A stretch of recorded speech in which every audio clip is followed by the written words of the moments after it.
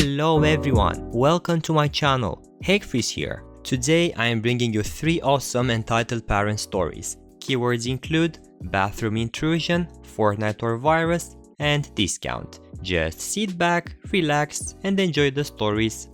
Karen breaks into my stall while I am pooping in the men's bathroom. Another work story. It was a completely regular shift except for one thing. I needed to take a crap. I didn't need to until I was driving to work, so there was nothing I could do. I always try and prevent myself from the number 2 during work because we have a 15-minute break and I don't like wasting it. Also, Harry's theater bathrooms are definitely not elegant or newly furnished. After a few hours of trying to wait it out, I couldn't take it any longer. I excused myself from my register and asked my manager to go to the bathroom. It wasn't too busy, so I wasn't in too much of a hurry. I entered the men's bathroom near the front of the store and placed down the necessary carpet of toilet paper over the seat before sitting down. One person had already been in and out already while I had been sitting there, so when the door opened for a second time, I kept my composure. There were 2 pairs of shoes. I like looking under the door of the stall when someone comes into the bathroom because it relieves my dumb anxiety. I was confused at first when I saw what looked like mom's feet and a little boy's. I told myself I must be blind and that I was just being paranoid. The stall door next to me opens and I hear a peculiarly feminine huff of despair. The bodies then take a step towards my door. The infamous screech of a wild Karen echoes off the potently bleach-scented walls. "Hey, is anybody in there?" I crap myself. Me. Yes? Karen. "Can you get out? My son needs to use the bathroom."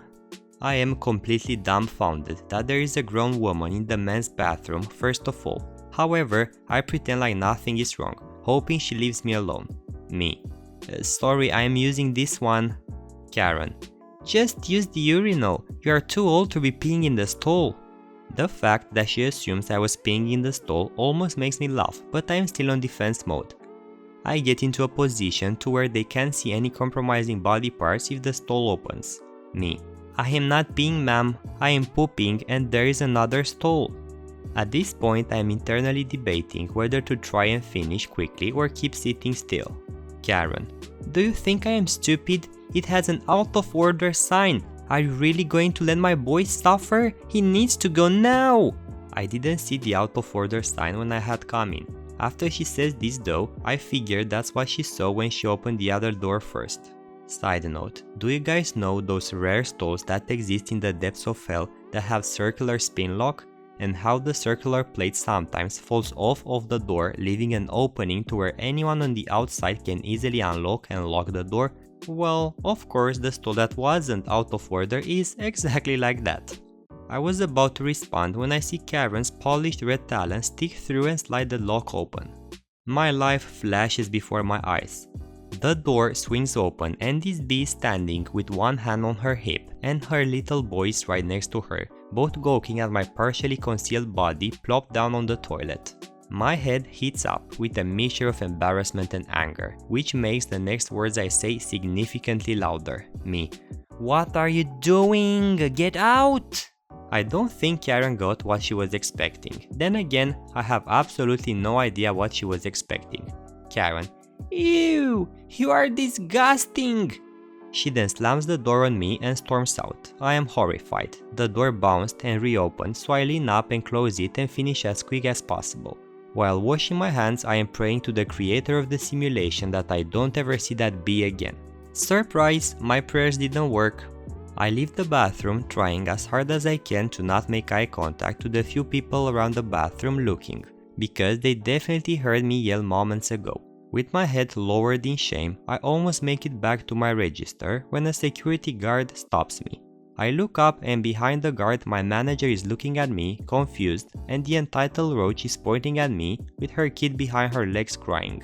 She told them that I had been watching her son through the stall and when she caught me, I had yelled at them to get out so I could poop. Now, despite the massive trauma that I had went through, I knew it was over at this point, so I smiled and scoffed. My managers know me for being a very charming and easygoing cashier, and that is why my manager looked so confused when Karen pointed at me. I told them what happened from my perspective, and the second my story made her look bad, she interrupted, accusing me of being a pedophile so that everyone around us could hear. She pointed out my smile meant I was lying. The security guard threatened to kick her out, so she shut up and I finished my story. Karen: "Are you really going to believe that?" To the guard. I suggested we could ask the people that were near the bathroom what they heard. Karen tried to get her kid to support her side of the story, but he wouldn't say anything. He was busy wiping the tears off his face.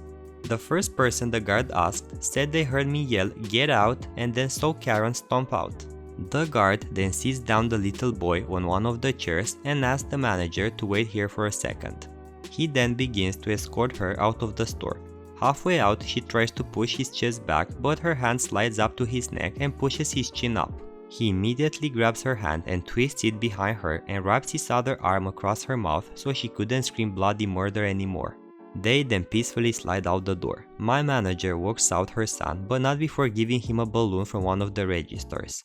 This made me feel a little bit better about his situation, but she would probably destroy it as soon as she saw it. After my shift and after the other managers heard about the situation, they praised me for being honest about that weird of a situation and laughed about how crazy Karen was. Moral of the story: Karen identifies as a man, and duct taping your stalls closed is necessary in public. I don't put on Fortnite for my cousin, my aunt destroys my disinfectant stuff.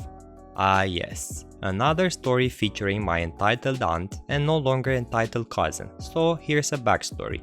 I love staying clean. Disinfectant, hand wash, that antibacterial stuff they have at hospitals. Yes please, I'll take that. But I also love viruses. Well, ones from movies and games like the Reaper virus from Blade, the Solanum virus from World War Z. I really need to read the books it's based off. I love them. It interests me because of how fast and how easy they spread. At the time this happened, I was watching a video about Purity virus from X-Files, and the video went on to Mr. Chuckle Teeth, also from X-Files. Now, Mr. Chuckle Teeth is creepy as F. Not the scariest one though, that goes to the Fluke Man. So yeah, he will scare a child. My aunt also has a habit of walking into our house and draw my cousin off with his loud Nerf guns and an extra Xbox controller, as if he was playing on my Xbox. He broke his own cause he died too much in Fortnite. If you couldn't tell by the title and the little paragraph there, he was obsessed with Fortnite at the start of the year. He was that one kid who does Fortnite dances to freaking celebrate. Anyway, on to the story. This happened at the start of the year, so near enough after Christmas, after I found my aunt throwing a bunch of drawings of characters I did for my cousin. Fortnite, FNAF, Bendy and the Ink Machine, Hello Neighbor, that kind of stuff. That took me 3 days to draw and digitalize and print. When I was relaxing with Film Comics Explained, go watch him, he explains characters, monsters, viruses, talking in my ear about the Purity virus when the Slag and my cousin decided to walk in. C cousin had his controller and sat next to me, just as the black slug thing slithered up Stevie's body up into his skin and into his eyes. C found it cool and didn't say anything cause he knows how interesting I find viruses. He has gotten better since the toy helicopter incident. My aunt EA didn't think so. EA: "What the frick are you showing him?" Me: "Hi EA, I take it you need me to babysit?" EA: "I did, but now I don't because you're watching some cold crap." Me: "It's an educational video explaining the Purity virus from that X-Files thing you were into when you got pissed at that Buffy reboot." No joke, she got pissed because apparently Buffy is a black woman now. At this time the video finished and poof, Mr. Chuckle Teeth pops up. Me, seeing the video a lot, mumbled along with a little rhyme. Me: "Mr. Chuckle Teeth, happy as can be. Oh, Mr. Chuckle Teeth, can you play with me?" EA: "Are you trying to curse me?" Mother dear is pagan. Me: "No, I was saying the rhyme for Mr. Chuckle Teeth." EA: "This is horrible. Put on some Fortnite." Me: "No, why would I do that?" EA: "Cause he loves Fortnite." Me: "Well, he seems interested in this." EA: "I will not have my son become a devil worshipper." I don't say crap, but ask C if he wants to watch a video about the flesh-eating virus from the cabin fever. He says yeah. EA stays quiet until the little bit plays about the first infected. They lock themselves in a car and throw up blood everywhere. The best in the movie, to be honest. As a joke, C asks me, C, is this why you're addicted to antibacterial stuff? Me, kinda. Do you know how many people cough and sneeze into their hands then brush up against you? And oh boy, here she comes. EA, you have an addiction? Me, it's basically hand sanitizer in gel and wipe form, and may I remind you that you were the one that made me like this in the first place, with all your diseases can be spread by touch and that I could catch cancer from patients.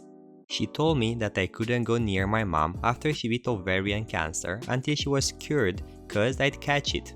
I was about 10, I didn't understand anything about cancer other than if you get it, it can kill you if not treated. Again, EA stays quiet, so I don't hear her walk into my room until I hear my window open. So off I run to my room to see her pouring my hand wash out the window and throwing my wipes with it. Now they were cheap, but in order not to worry my mom, I have to keep them on the low, and I lose my crap. Me, what the hell are you doing? EA, getting rid of your addiction. Me, it's not an addiction, it's a habit that I've had for 8 years that you caused. I was tempted to shove her out the freaking window after she said this. EA, well, maybe you and your brother should have listened to me. If you did, maybe he wouldn't be so weak all the time. I lost it. I broke down. Reason, I have another habit that isn't healthy. I blame myself for not being a good enough brother. I didn't realize that my brother was depressed until I saw the cuts, and I didn't notice how ill he was until I was phoning the ambulance with him on the floor, barely breathing and unconscious. EA left my room a mess, and the neighbors on a ladder asking if I was okay. They were installing a camera on the other side of the garden. C helped me get back together, and we went to town and brought more disinfectant. I'm not that kind of person to wish harm on anyone, but I really hope my aunt's recently operated foot gets infected. Can I have a discount because the box is damaged? You open the box to look at the product. Yes, and the box is damaged. It's a gift for my son. Told this customer no several times to a price match with a store in the US. We do not match out of country. This is Canada. We then said no to price matching a store with paid membership because paid membership stores have exclusives and we can match those. The customer is now angry that they can't save any money and they ask if they can open the box to make sure everything is there. Told her, I can read the side of the box and tell you what it includes. She opens the box anyway and it is now considered damaged unless she buys it. She looks inside and seems satisfied and then says happily that she was so grateful for my help. Overheard her moments later at the cash arguing for a lower price because the box is damaged. I come over and say, you opened the box yourself. Now, angry at being caught in a lie, she tries the, but it's for my son, defense, and I just say, you checked and saw that everything was inside the product you opened. If you do not purchase this, I will happily mark it as damaged and have it shipped away. You may have another box. She says it isn't fair. Some people in the line start sighing loudly and someone says something like hurry up. She eventually leaves with nothing, saying we're cheapskates. So yeah, fun stuff. Alright guys, that was everything I had for today. I will be back tomorrow with more fresh stories. Also, don't forget to leave a like if you have enjoyed the video and subscribe. Have a nice day.